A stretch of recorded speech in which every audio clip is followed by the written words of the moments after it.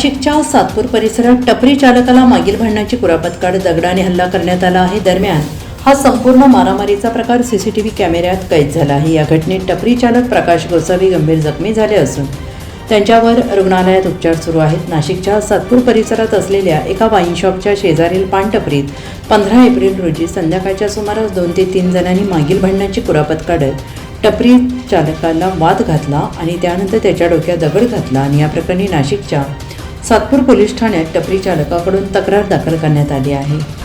15 दिवसापूर्वी राहुल गांगुर्डे म्हणून नेहमी मला त्रास देत होते। तिथे हप्ता मागता माझ्याकडनं आणि माझ्या माणसांना त्रास देता, फुकट उचलून घेणार, काही पैसे देणार नाही।